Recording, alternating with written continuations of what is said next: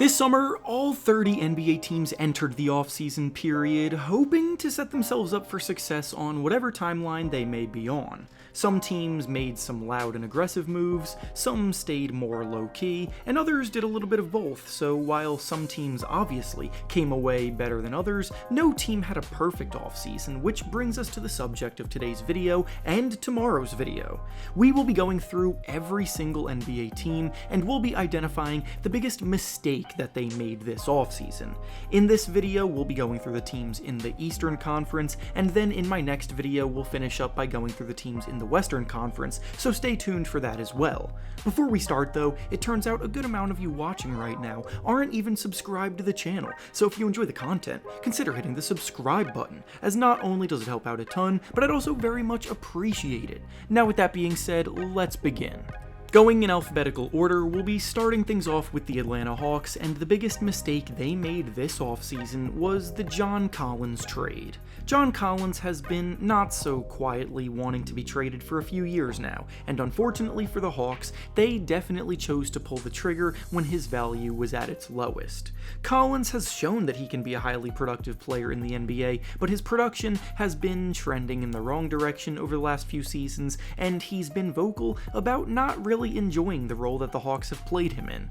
The Hawks basically gave him up for pennies on the dollar, getting just a second-round pick and Rudy Gay in exchange for him, and Gay isn't even on an NBA roster anymore. The Jazz, who they traded him to, have shown that they can maximize the talent of giving up on prospects, so if Collins rejuvenates his career there, then this trade is going to look even worse for the Hawks. Next up is the Boston Celtics, and their biggest mistake of the offseason was giving Jaylen Brown the biggest contract in NBA history. The Celtics had a huge decision to make this summer, and it really wasn't easy at all. They've been one of the most successful teams in the East for a while now, and Jaylen Brown has been a big part of that, so when they were faced with the decision to fork over the cash or risk seeing him leave, they chose the uncomfortably safe route and kept him intact in Boston.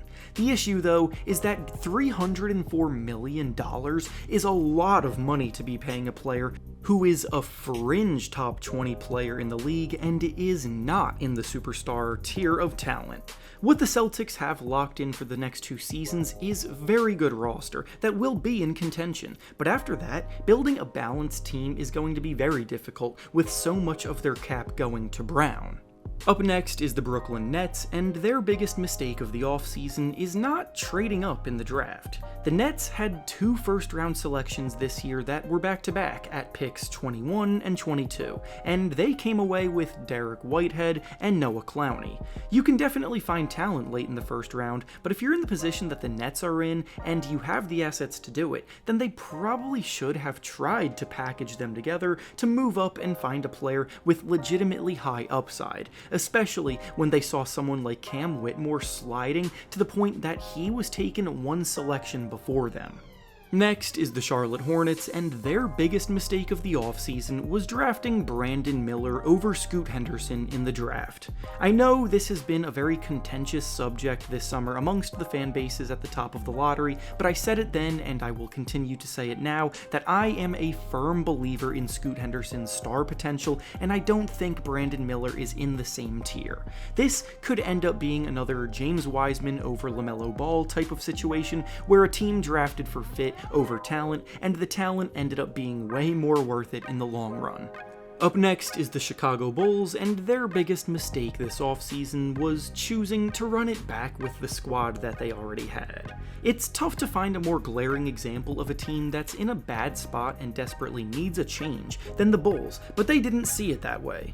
They re-signed Nikola Vucevic, Kobe White, and Ayo Dosunmu. They then chose not to explore the trade market for either Zach LaVine or DeMar DeRozan, so the same core of guys that just missed the playoffs entirely last season are coming back, hoping for a different result, and I'm sorry, but I just don't see anything different playing out in their future. Next is the Cleveland Cavaliers, and the biggest mistake of the offseason for them was not adding any front court depth. When I say this, I'm specifically talking about their big man situation. The playoffs this year exposed the fact that neither of the team's big men, being Evan Mobley and Jarrett Allen, can really be relied upon to get a bucket in a big moment unless they are spoon-fed layups and dunks around the rim. These are two players who are going to be playing a lot of minutes side by side again this year, meaning two of the 5 players on the court really don't threaten defenses with the ball in their hands. Those two are the key to the team's top-ranked defense, but even though the Cavs did add a few sharpshooters on the wing, it doesn't change the fact that in the playoffs, 2 of their starting 5 hold back what they can accomplish offensively without much depth behind them. Up next is the Detroit Pistons, and their biggest mistake this offseason was not adding any wing talent. The Pistons have a ton of guards on their roster, and they have a ton of big men on their roster. Unfortunately for them, that's not how you build a balanced basketball lineup. They're going to be forced to either run a lot of smaller lineups or a lot of Twin Towers style big lineups, neither of which are fully sustainable, and it's probably going to be a bit clunky for them unless a move is made. Next up is the Indiana Pacers, and their biggest mistake from the offseason was just giving up on Chris Duarte.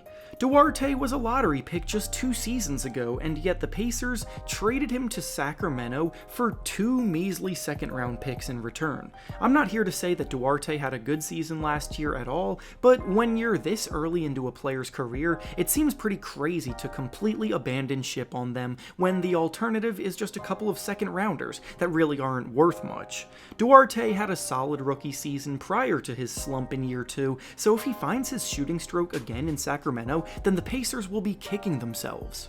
Next is the Miami Heat, and their biggest mistake this offseason was letting the Damian Lillard saga get in the way of them making other moves. The fact of the matter is that the Heat have had a pretty bad offseason to this point at least. No Lillard trade has gone down yet, they've watched important members of their finals team like Gabe Vincent and Max Strus leave in free agency, and they really haven't made any significant moves to replace them, besides signing Josh Richardson to a minimum contract. Even if the Lillard trade does end up happening, they have depleted the rotation around their crop of stars and will be very lacking in the depth department. Up next is the Milwaukee Bucks, and their biggest mistake from the offseason is the fact that they're not doing anything new. The Bucks got humiliated in the first round of the playoffs last season, and Giannis Antetokounmpo has recently been vocal about how he's not against the idea of signing elsewhere when he becomes a free agent if the Bucks don't offer the best chance to win anymore, and the chances are they won't. Chris Middleton may never get back to where he was pre-injury, Jrue Holiday continues to get older, and they lack shot creation from their role players. This core won them a title in 2021, but it's not 2021 anymore. Next is the New York Knicks, and their biggest mistake from the offseason is giving up on Obi Toppin. This was another example of a team completely giving up on a player for pennies on the dollar that they drafted in the lottery. Toppin may not have ever been a key player for them, but in the minutes that he got, he played with good energy on both ends of the floor, he put pressure on the rim, and he did well in transition, so trading him for just 2 second-round picks doesn't in any scenario seem like a worthwhile return for what they invested. Up next is the Orlando Magic, and their biggest mistake from the offseason is how they drafted in the lottery. The Magic had 2 picks in the lottery of this year's draft at 6 and 11, and they came away with possibly the most underwhelming haul. Anthony Black is the type of player who can contribute decently in a bunch of different ways without really excelling at any one thing. Then with the 11th pick they took Jet Howard, who I think most draft analysts agree on being one of the bigger reaches of the night. It was setting up for a really exciting night for the fan base, but I'm not quite sure that the team maximized the opportunity. Next is the Philadelphia 76ers, and their biggest mistake of the offseason is not being more transparent with James Harden. By now, we're all aware of the fact that James Harden is beefing with the 76ers, and it all stems from a lack of transparency.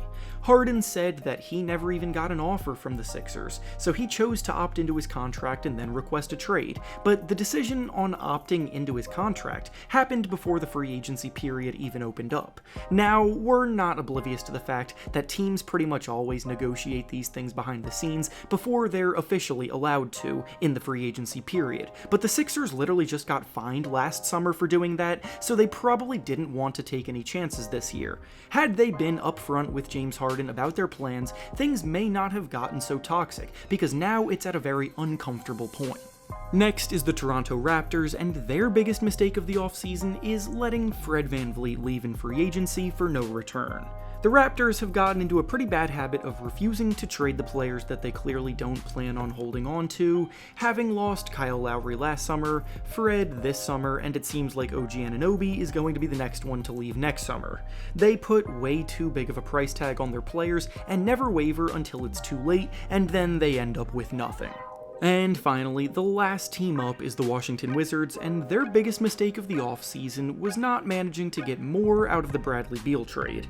The Beal saga played out how everyone warned the Wizards that it would play out, and yet they still let it happen. Had they moved Beal a few years ago when it was obvious that their future was bleak and it was time to rebuild, then they could have gotten a lot more, but instead they settled for Chris Paul, who ended up also getting moved to Golden State, a bunch of pick swaps with no individual first-round picks even included, and a bunch of second-round picks. Giving Beal the no-trade clause was a disaster waiting to happen, giving him the extension in general was a disaster waiting to happen, and then this trade was a disaster for them. And with that being said, that's all I have for you today. Make sure to like the video, subscribe to the channel, and comment down below what you think these teams messed up on this summer. Thanks for watching, and I'll see you all next time.